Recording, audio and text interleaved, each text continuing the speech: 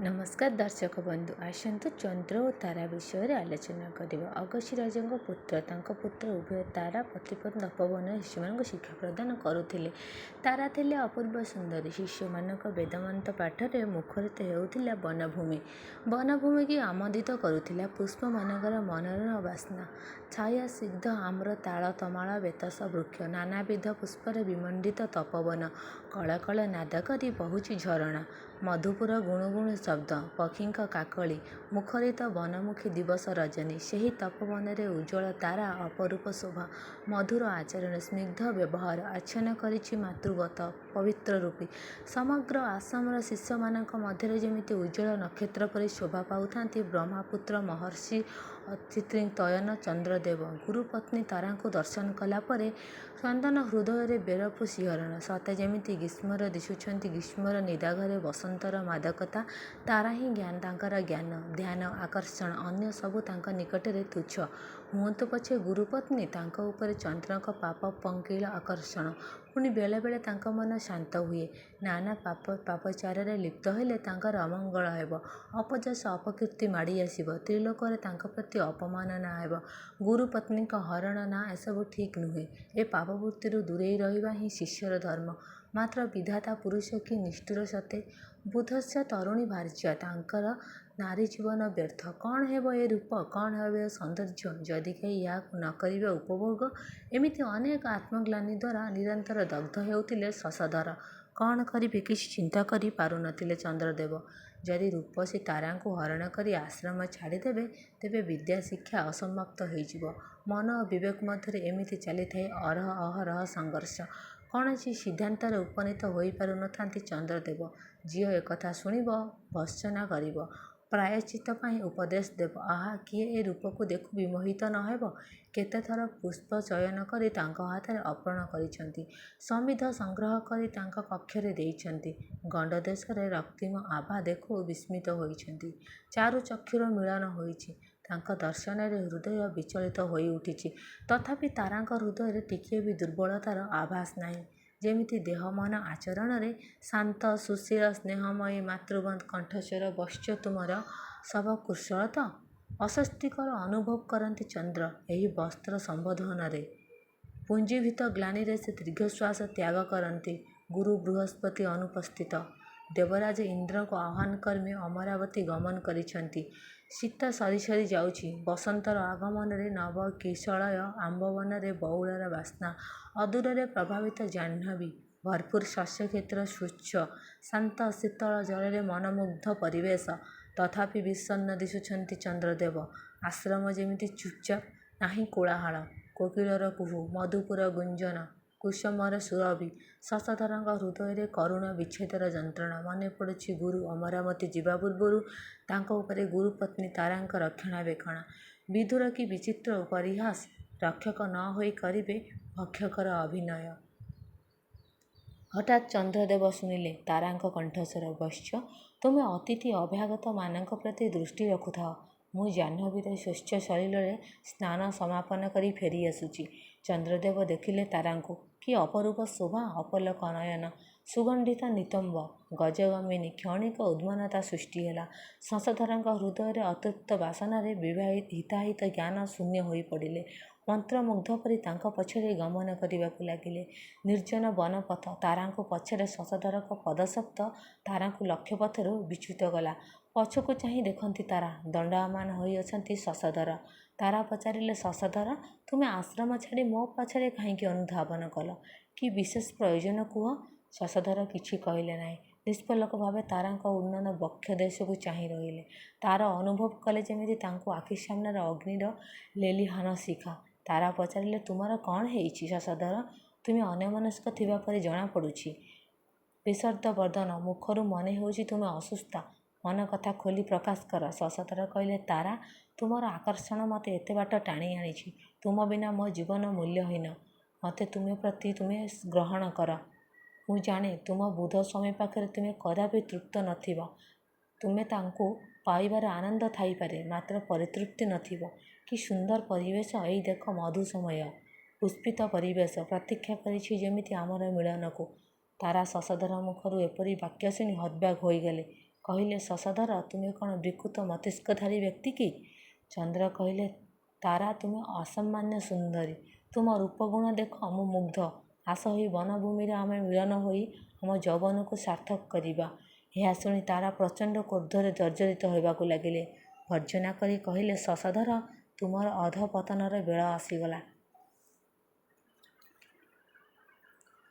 ଥୁକ ତମର ଜୀବନ। ତୁମର ଏ ପ୍ରସ୍ତାବ ଶୁଣିବା ପୂର୍ବରୁ ମୋର କାହିଁକି ମୃତ୍ୟୁ ନ ହୋଇଗଲା? ତୁମର ଏ ପାପ ବଚନ ଶ୍ରବଣ କରି ମୋ ଶରୀର ପାପ ପଙ୍କରେ ଠୁଳ ହୋଇ ଉଠିଛି। ତୁମର ଗୁରୁମାତା ପ୍ରତି ଯୌନ ନିମନ୍ତ୍ରଣ ଦେଖି ମୋର ମତ ଅବରତ ହେଉଛି। ତୁମ ଭାଗ୍ୟରେ ନିଶ୍ଚୟ ଅନନ୍ତ ନରକ ପ୍ରାପ୍ତିର ଦୁଃଖ ହିଁ ଅଛି। ଘୃଣାରେ ବିକୃତ ହୋଇ ଉଠିଲା ତାରାଙ୍କ ମୁଖମଣ୍ଡଳ। ତାରାଙ୍କ ଆରକ୍ତ ଚକ୍ଷୁ, ସ୍ଫୁରିତ ନାକ, କ୍ରୋଧର ମୁଖମଣ୍ଡଳ ଦର୍ଶନରେ, କଠୋର ବାକ୍ୟ ଶ୍ରବଣରେ ଚନ୍ଦ୍ରଙ୍କର ଆଚ୍ଛନ୍ନତା ଧୀରେ ଧୀରେ ଦୂର ହେବାକୁ ଲାଗିଲା। ଚାରିଆଡ଼କୁ ଚାହିଁଲେ ଚନ୍ଦ୍ରଦେବ। ନିର୍ଜନ ଅରଣ୍ୟ, ନୀରବ ପରିବେଶ, ପକ୍ଷୀର କୂଜନ, ପତ୍ରର ମର୍ମର, ବିଭିନ୍ନ ଲତାଗୁଳ୍ମ ଛାୟାଚ୍ଛନ୍ନ କରି ଦେଖୁଛି ବନଭୂମି। କାମନାପୂର୍ଣ୍ଣ ଚକ୍ଷୁରେ ଚାହିଁଲେ ଚନ୍ଦ୍ରଦେବ ତାରାଙ୍କୁ। ମୁକୁଳା କେଶ, ମରାଳ ଗ୍ରୀବା, ପକ୍ୱବିଦାମ୍ବରୋଷ୍ଠୀ, ଚାରୁ ଦର୍ଶନା, ହେମ କଳସ ପରି ବକ୍ଷଦେଶ, କ୍ଷୀଣ କଟି, ପୃଥୁଳ ନିତମ୍ବରେ ଆକୃଷ୍ଟ କଲା ଚନ୍ଦ୍ରଦେବଙ୍କୁ। ତାଙ୍କର ପ୍ରତିଟି ରକ୍ତକଣିକାରେ ସୃଷ୍ଟି ହେଲା ଅପୂର୍ବ ହିଲ୍ଲୋଳ। ସ୍ପନ୍ଦିତ ହେଲା ହୃତ୍ପିଣ୍ଡ। ତାରା ଜଣେ ନାରୀ, ମୁଁ ଜଣେ ପୁରୁଷ। ନାରୀ ପାଖକୁ ପୁରୁଷ ଯାହା ଚାହେଁ ମୁଁ ତାହା ହିଁ ଚାହିଁଛି, ତାହାଠୁ ଅଧିକ କିଛି ନୁହେଁ ତାରା। ତାରା କହିଲେ ଚନ୍ଦ୍ରଦେବ ମୁଁ ଜଣେ ବିବାହିତା ସ୍ତ୍ରୀ। ପତି ସେବା ହିଁ ମୋର ଧର୍ମ। ପରପୁରୁଷ ମୋ ନିକଟରେ ବିଷ ଭଳି ପରିତ୍ୟଜ୍ୟ। ତା ଛଡ଼ା ମୁଁ ତୁମ ଗୁରୁଙ୍କ ପତ୍ନୀ, ତୁମେ ମୋର ଶିଷ୍ୟ। ତୁମେ ଯଦି ଗୁରୁଙ୍କ କ୍ରୋଧାଗ୍ନିଠାରୁ ବଞ୍ଚିବା ପାଇଁ ଚାହୁଁ ତେବେ ଏହି ମୁହୂର୍ତ୍ତରେ ଆଶ୍ରମ ଛାଡ଼ି ଚାଲିଯାଅ। ଏହା କହି ତାରା ସ୍ନାନ କରିବାକୁ ଅଗ୍ରସର ହୁଅନ୍ତେ ଚନ୍ଦ୍ରଦେବ କହିଲେ ଏ ବିଶାଳ ବ୍ରହ୍ମାଣ୍ଡରେ ତାରା ବିନା ଶଶଧରର ଜୀବନ ଅର୍ଥହୀନ। ତୁମକୁ ମୁଁ ପତ୍ନୀ ରୂପେ ଗ୍ରହଣ କରିବି।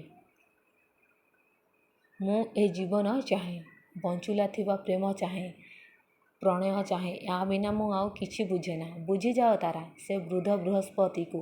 ଆଜି ମୁଁ ତୁମକୁ ଆଙ୍କଶାୟିନୀ କରି ମୋ ଜୀବନକୁ ଧନ୍ୟ କରିବି। ଏହା କହି ଦୁଇ ବାହୁ ତାରା ଆଡ଼କୁ ପ୍ରସାରନ୍ତେ ତାରା ପଛକୁ ଘୁଞ୍ଚିଯାଇ ଭୟରେ ଆତ୍ମନାଦ କଲେ ସଂଯତ ହୁଅ ଶଶଧର, ମୋତେ ସ୍ପର୍ଶ କର ନାହିଁ, ମୋର ଧର୍ମ ନାଶ ହେବ। ଶଶଧର ସଂଯତ ସ୍ୱରରେ କହିଲେ ମତ ସ୍ୱୀକାର କର ତାରା, ତୁମର ଧର୍ମ ନଷ୍ଟ ହେବ ନାହିଁ, ପ୍ରକୃତ ଧର୍ମ ରକ୍ଷା ହେବ। ମୋର ପ୍ରତିଟି ପଲକ, ପ୍ରତିଟି ମୁହୂର୍ତ୍ତ ତୁମକୁ ଚାହିଁ ରହିଛି। ତାରା କହିଲେ ଶଶଧର ତୁମେ ଜାଣନି ମୋ ସ୍ୱାମୀ କେତେ ଭୟଙ୍କର, ଆଉ ତାଙ୍କ ଅଭିଶାପ ତୁମକୁ ନରକଗାମୀ କରି ଧ୍ୱଂସ କରିଦେବ।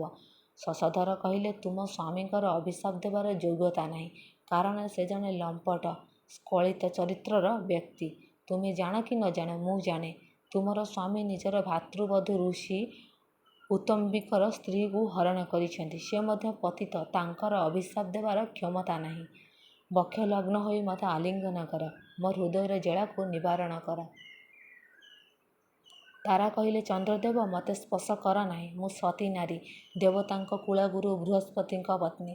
ମୋର ଅଭିଶାପ କେବେ ବ୍ୟର୍ଥ ହେବନି। ଚନ୍ଦ୍ର କହିଲେ ମୁଁ ତୁମ ଅଭିଶାପକୁ ଡରୁ ନାହିଁ, ତୁମେ ମୋ ପ୍ରାଣର ସାମଗ୍ରୀ। ତୁମ ବିନା ମୋ ଜୀବନ ଅସ୍ତିତ୍ୱହୀନ। ଅଭିଶାପ ଦେଲେ ତାରା, ମୋତେ ସ୍ପର୍ଶ କଲେ ତୁମେ ରୋଗାକ୍ରାନ୍ତ ହେବ ଚନ୍ଦ୍ର। ସାବଧାନ, ମୋଠୁ ଦୂରେଇ ଯାଅ। ସବୁ ନୀତି ନିୟମ ଆକ୍ଷେପକୁ ଭ୍ରୂକ୍ଷେପ ନ କରି ତାରାକୁ ଆଲିଙ୍ଗନ କଲେ ଶଶଧର। ନିର୍ଜନ ବନଭୂମି ଭିତରେ ମୃଦୁ ମୃଦୁ ମଳୟ ସ୍ପର୍ଶରେ ତାରାକୁ ଆଲିଙ୍ଗନ କରି ପରମ ତୃପ୍ତି ପାଇଲେ ଚନ୍ଦ୍ରଦେବ। ବେଦନାର ଅସ୍ଥିର ହେଲେ ତାରା। ଭାବିଲେ ଆଜିଠୁ ମୁଁ ସ୍ୱାମୀ ସେବାରୁ ବଞ୍ଚିତ ଓ ଧର୍ମଚ୍ୟୁତ ପତିତାରେ ପରିଣତ ହେଲି। ତାରା ଚନ୍ଦ୍ରଙ୍କର ବକ୍ଷଲଗ୍ନ ହେବା ପରେ ଚନ୍ଦ୍ର କହିଲେ ଆଜିଠୁ ମନରେ ସମସ୍ତ ଜଡ଼ତା, ସ୍ୱାମୀ ନିନ୍ଦା, ଅପମାନ ସବୁକୁ ବିସ୍ତୃତ କରିଦିଅ। ଆଜିଠୁ ତୁମେ ମୋର ପତ୍ନୀ, ମୁଁ ତୁମର ପତି। ଚାଲ ଆମେ ଏହି ବନଭୂମି ଆଶ୍ରମ ପରିତ୍ୟାଗ କରି ଅନେକ ଦୂରକୁ ଚାଲିଯିବା, ଯେଉଁଠି ଯାଯାବର ଜୀବନଯାପନ ଅବଶିଷ୍ଟ ଜୀବନ ବିତାଇ ଦେବା।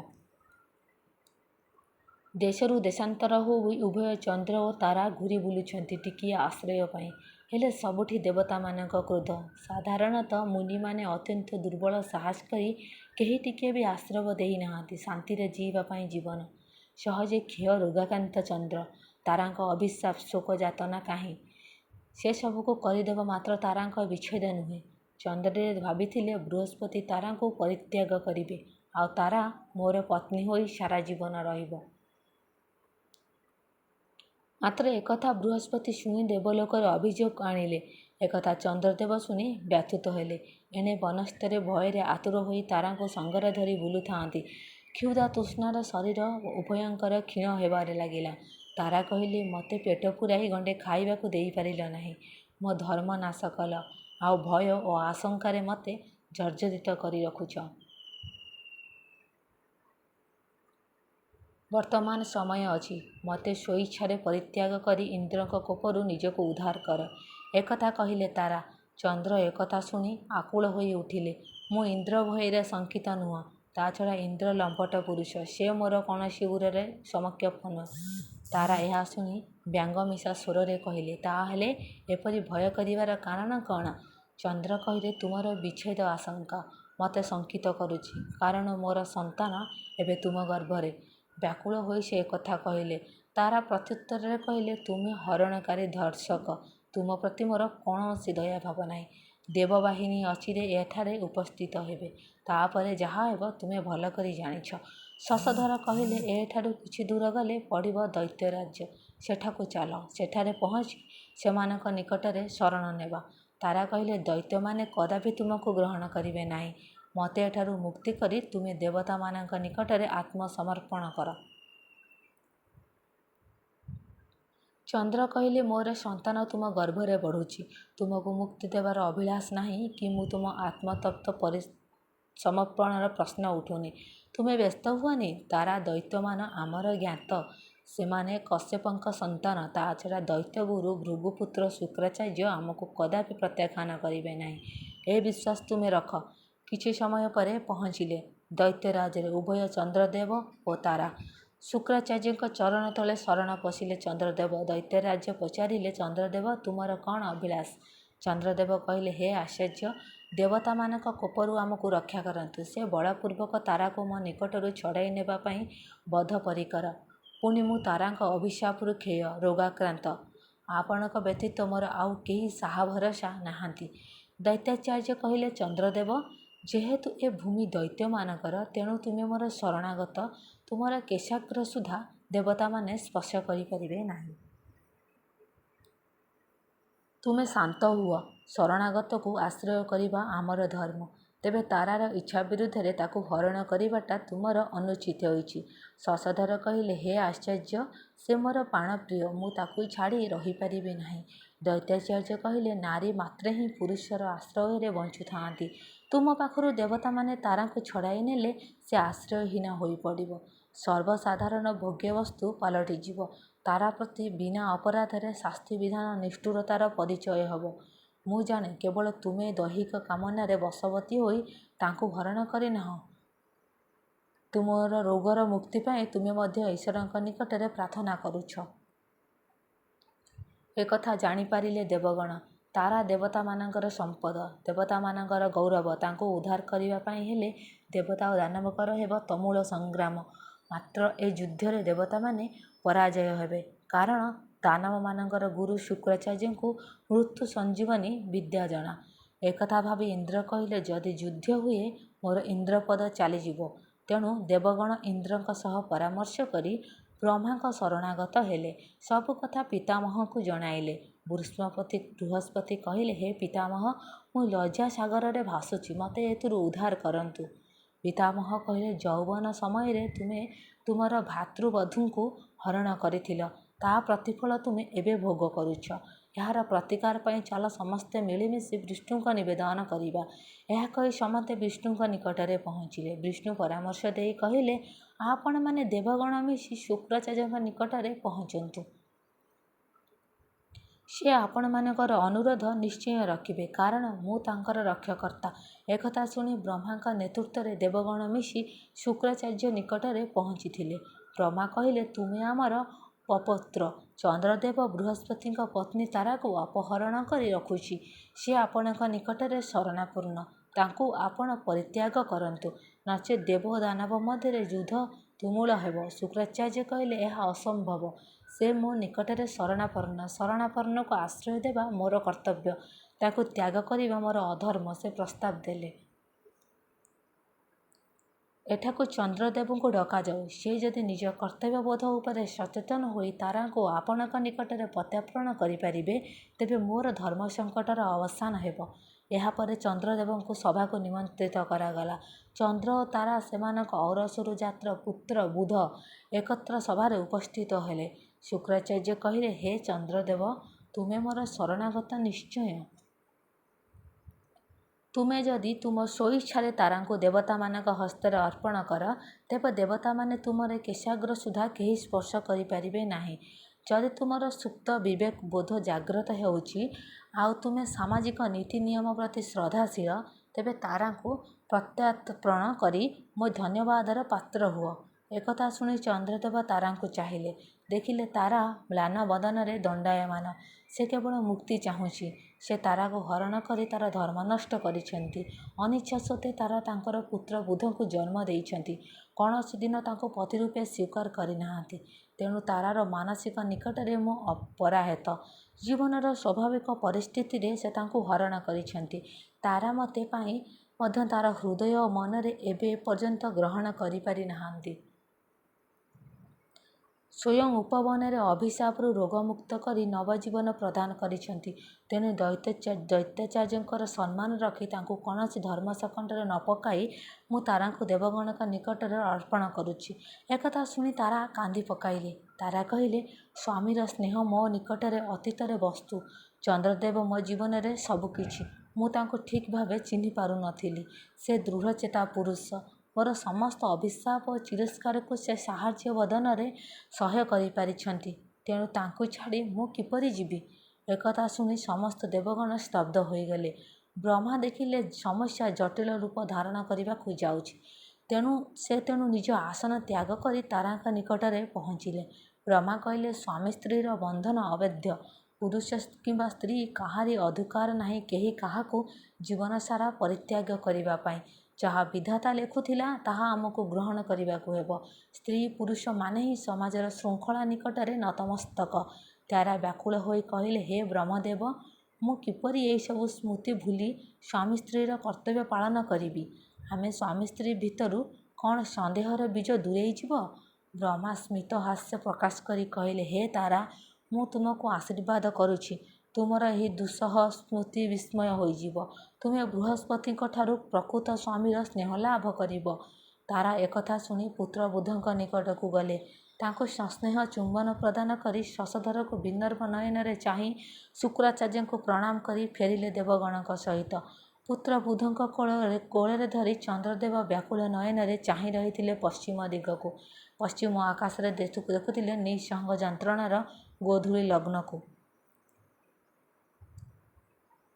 तो फ्रेंड्स, जदि भिडियोटी आपको भल लगी तो please like share and subscribe करेंगे। चैनल रे नुआ अच्छा बेल आइकन को क्लिक करेंगे।